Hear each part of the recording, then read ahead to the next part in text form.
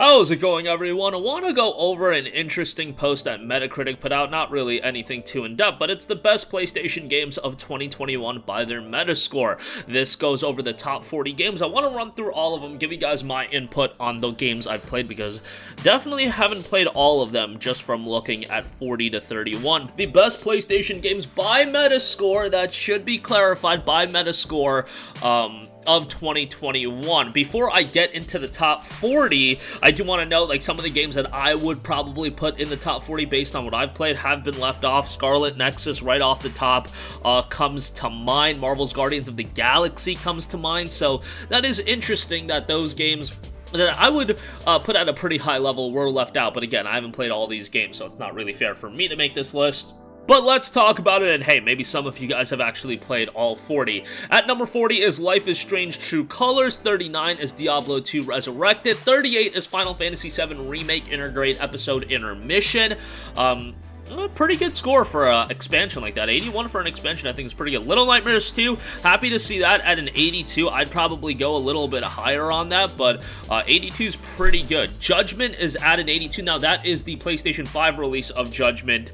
That came out on PlayStation 4, I want to say in 2020, so yeah, 2020 or no, 2019, yeah, 2019. So yeah, the PlayStation 5 release got an 82. The Great Ace Attorney Chronicles, nice to see that at an 82. Lost Judgment also at an 82, so kind of funny that Lost Judgment and Judgment hit an 82. Nier Replicant version, a bunch of numbers, you guys know the deal. 83. 83 is probably a fair score for that. I really enjoyed it.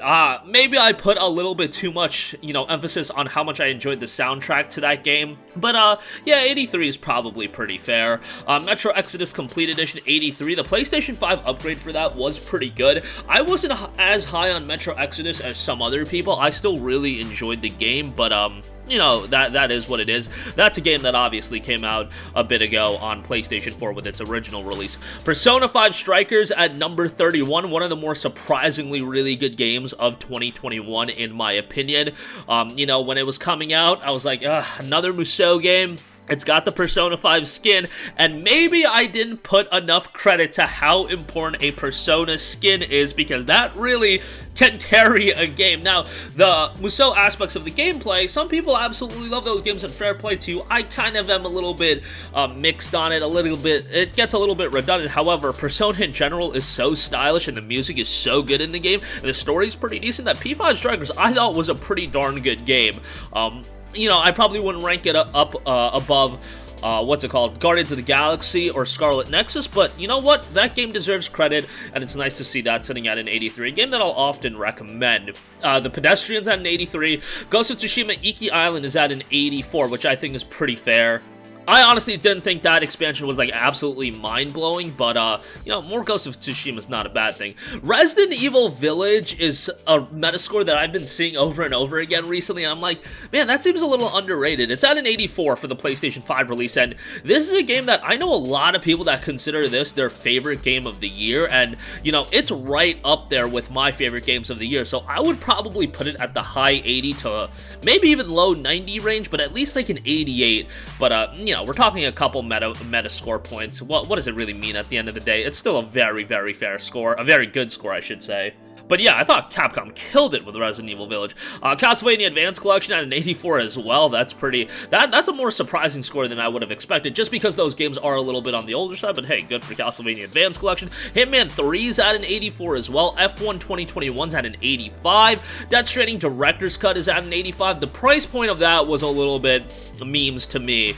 It was a $10 upgrade, so you could always just upgrade the game.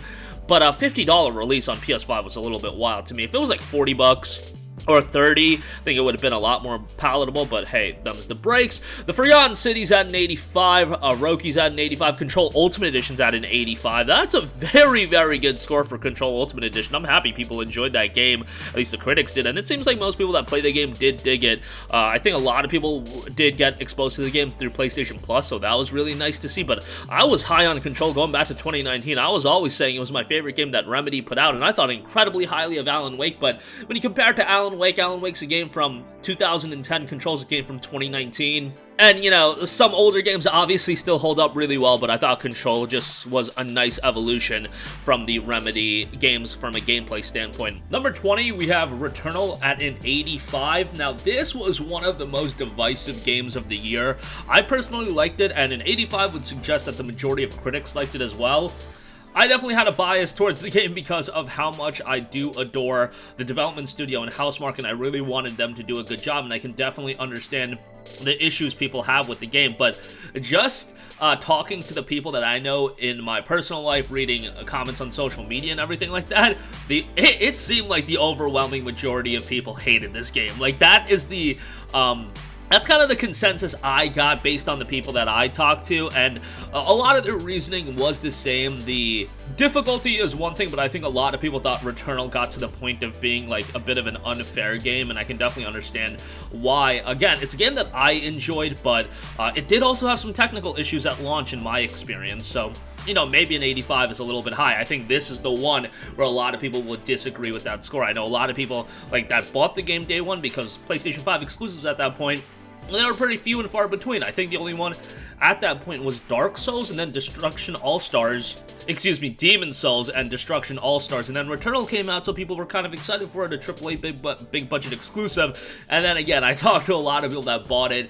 and then immediately just stopped playing the game pretty quickly. Didn't even finish the game, I believe, based on the How Long to Beat chart that they put out about the most dropped games in 2021. Returnal was on that list, which I don't think is surprising at all. But an 85 is a good score, but again, I think this is one where a lot of people would disagree with it on. Number 19, Chivalry 2, 85 on that. Number 18, Mass Effect Legendary Edition, 86 on that one. Number 17, the PS5 release of Yakuza Like a Dragon. Number 16, the PS5 release of Crash Bandicoot 4. Number 15, was so happy about how well this game was received. Tales of Arise at an 87. I'd put it in the low 90 range. Tales of Arise, to me, is one of my favorite JRPGs of all time. You know, really reflecting on the game now that I'm a couple months removed from beating the game, and it's not more so recency bias, that goes down as one of my favorite JRPGs ever. But I will still remained of the notion that, yes, as much as people love Tales of Arise and as much as I loved it, thinking about all the Tales of games, if they do a full-on Tales of Abyss remake and they put it from a technical level on the level of Tales of Arise, I really do think people would like Tales of Abyss more than Tales of Arise. That's how highly I think about that game. And for some reason, for a long time, I had forgotten about how much I liked Tales of Abyss, but reflecting on it and remembering the story, Tales of Abyss was just such a tremendous game. It's just that, you know, it did come out back in like 2006, so if you go back and play it now, it shows its age a little bit. That's one I think the Tales of Studio definitely at some point should get around to. Number 14, another one that a lot of people liked was Psychonauts 2, 87 on that one. I know for a lot of people, that was a long time coming. Psychonauts came out back, when, in the mid-2000s?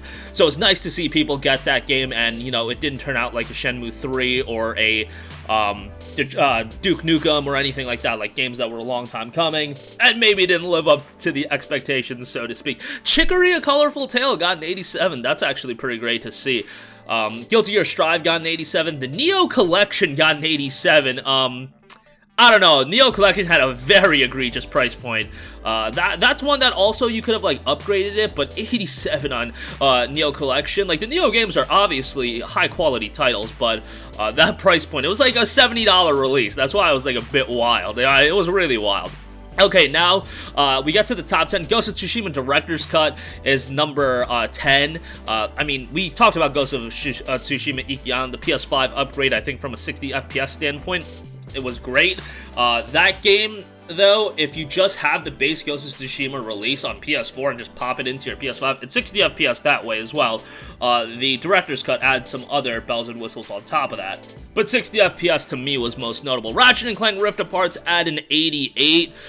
You know, I'm going back and forth on whether or not, me personally, this is my game of the year, or Tales of Arise is my game of the year, of games that were truly released this year. Like, I'm eliminating upgrades. Like, I know the Metacritic list has upgrades and everything like that, but from the games that were truly released this year, 1A, 1B as far as I'm concerned for 2021 releases. So Yeah, Ratchet at an 88. Deathloop at an 88 as well. This is a game that I did not sink as much time into, but the critics were super high on it, and from everybody that I talked to that did sink a bit of time into it, they weren't as high on it. So this is one that definitely, before the big wave of games come out in the next, within the next 3 weeks, I gotta go back and I gotta put a lot more time into Deathloop. That's definitely on the backlog. It Takes Two, 88. This got Game of the Year awards. Like, people were super high on this game, and Hazelight, man, they're really crafting a solid, like, area for them where they're becoming known as the co-op studio,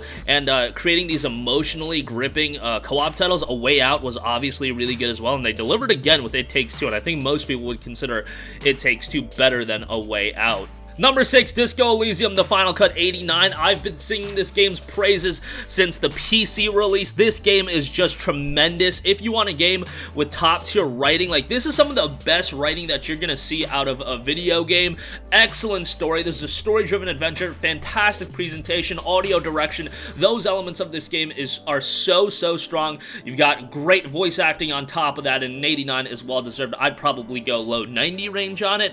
Synth Riders is an 89, that's number 5. Honestly, not too familiar with this one. It's a VR title. I'm kind of out of the VR scene right now, but come VR2, if it's a little bit more accessible to set up, I think I'll be full back into the VR wave. Final Fantasy VII Remake Intergrade, so we already talked about the intermission DLC, but the upgrade itself was very good onto PlayStation 5. The DLC itself was pretty solid as well. If you finish it, kind of adds more questions than anything else, so we'll see how they follow up on it with Part 2, but I love the FF7 Remake. Tony Hawk's Pro Skater 1 and 2 is at a 90. That's another PS5 upgrade. Obviously, people think very highly of Pro Skater. Those are games that for a lot of people they're super nostalgic with. As far as skateboarding games go, I'm nostalgic with Skate 2 and Skate 3 in particular.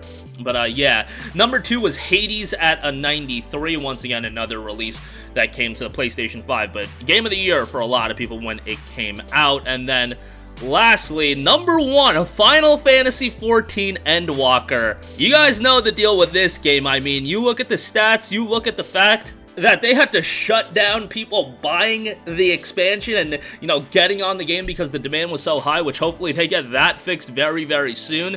But FF14 has been a trip, man. I don't have the time to jump into Endwalker right now, but from what I've played of Final Fantasy XIV, I really enjoyed it, and I'm not a big MMO guy. Like, I've given World of Warcraft a shot, couldn't really get into it, and I've given a couple of other MMOs a shot, and, I can play them for a while, but I can't get truly invested into it. What I liked about FF14 is, and people get it twisted with FF14, if you're a fan of Final Fantasy from a narrative standpoint, FF14 is one of the better narratives out of all of the Final Fantasy games. So don't get it twisted on that, and obviously, when you jump into an MMO, it is something that is gonna be a bit of a grind, and you gotta spend a lot of time onto it. That's just, that's the nature of the beast. But if you're into MMOs, FF14 is becoming the MMO to go to if it's not already. Like, this is gonna outpace WoW, and this is what a lot of people are jumping into, and man, the music in this game is just tremendous. So I haven't played Endwalker, but from everything I've heard, I have a ton of friends that are super into it right now, and I definitely will give it a shot at some point. It's just, a game like this is a very big commitment. I'm trying to play, like, a lot of games to be up to speed with everything, so, like, I don't think I could give it a full due, but at some point, maybe over, like, the summer when, like, things are super quiet, this is the game I'll play. But I know a couple of buddies of mine are also trying to jump in on this game that aren't playing the game. So honestly, it might be an instance where, I might have to drop a couple stuff, like, this month, Pokemon Legends Arceus is definitely the game I'm looking forward to the most, and, maybe I can jump in depending on how much further I can get in other games. But yeah, nice to see Endwalker getting its credit, and to think about where FF14 was. We went from it being a disaster, an absolute disaster, to Endwalker being the highest rated PlayStation game of 2021. Obviously, the OG FF14, that release came out on, I believe, just on PC, and then, yeah, Realm Reborn came out on PlayStation 3 and PC. I literally have the PlayStation 3 copy on my shelf somewhere. It's worthless now, but yeah, didn't run that well on PS3 either, but nice to see Endwalker on PS5 with a 93. Pretty incredible stuff there, but that's gonna do it for me. Again, rambled long enough. Interesting top 40 list. Again, a lot of it was redundant with upgrades and things like that, but surprising to see some of the ratings. A lot of the ratings I do agree with. I think the one that I most disagree with is like not even, it's pretty innocuous at the end of the day, but Resident Evil Village at an 84, I would probably bump that up a little bit higher, but that's really like the worst I saw. And really, is that bad? And everybody's gonna have their own opinion. And based on the games that I played, you know, maybe I'd score Tales of Arise a little bit higher, but you know, at that point, we're talking about a couple points. It's not a big deal at the end of the day. But that's gonna do it for me. Let me know what your favorite games of 2021 were. Thought it would be fun to go down the Metacritic list, you know, since a lot of people do put a lot of attachment to these scores, but, you know, at the end of the day, you can make up your own opinion. Forza Horizon 5 was obviously outside of PlayStation release, but very well received. I really enjoyed Halo Infinite as well, but that's gonna do it for me. Sound off with all of your thoughts in the comments section down below. Thank you for watching, and goodbye. Hey guys, we hope you enjoyed the video, and if you did, make sure to hit the subscribe button, and if you're already subscribed, do us a favor and hit the bell icon. This way you'll be notified whenever we post a new video. That's the best way to keep up with all of our uploads, and we usually try to upload 2 videos a day. And with the bell icon hit, you'll be notified whenever we do upload a video. As always, thanks for watching.